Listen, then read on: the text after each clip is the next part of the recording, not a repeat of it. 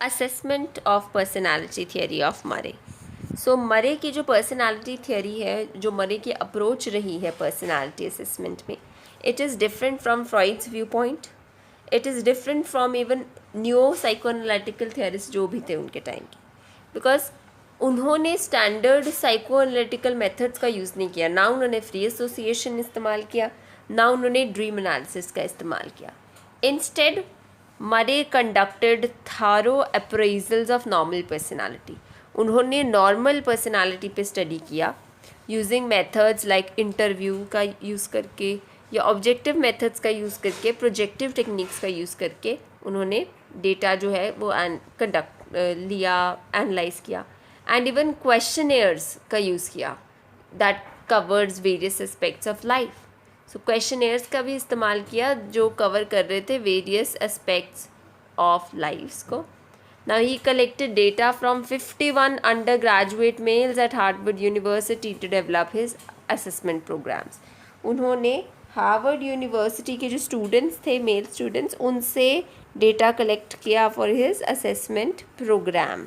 Okay, हम majorly दो चीज़ों की बात करेंगे, एक तो थीमेटिक परसेप्शन टेस्ट और एक OSS assessment programme.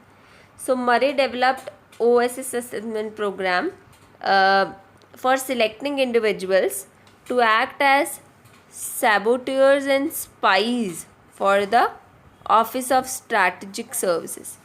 During World War II उन्होंने ये एक OSS और Office of Strategic Services, ठीक है, Strategic Services, Office of Strategic Services वालों के लिए एक असेसमेंट प्रोग्राम बनाया था ताकि कुछ स्पाइज वगैरह और सैबोटर्स ढूंढने थे, राइट।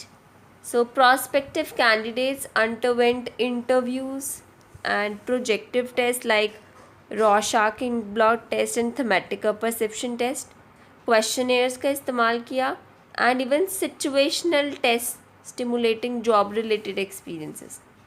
So उनका ये जो असेसमेंट प्रोग्राम था काफ़ी सक्सेसफुल रहा, एंड कैंडिडेट्स इंटरव्यूज़ लिए गए उनके, रोशाकिंग प्लॉट और थीमेटिक परसेप्शन यूज़ करके प्रोजेक्टिव टेक्निक्स का इस्तेमाल किया, क्वेश्चनेयर्स लिए गए एंड सिचुएशनल टेस्ट भी करवाए गए, stimulating the job related experience. This pioneering effort evolved into the assessment centre methodology that is widely used nowadays, right.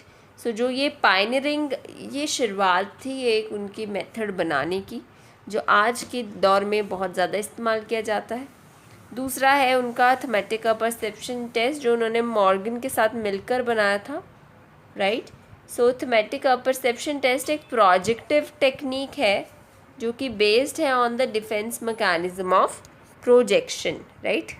So thematic perception test एक प्रोजेक्टिव टेक्निक है जो प्रोजेक्शन के defence mechanism पे based है, right. It's a projective technique based on defense mechanism called projection, involving the interpretations of ambiguous pictures. हमने देखा है पहले इसको भी कि इसमें आप ambiguous pictures को interpret करते हो thematic perception test में, and that reveals the unconscious thoughts and feelings of the person.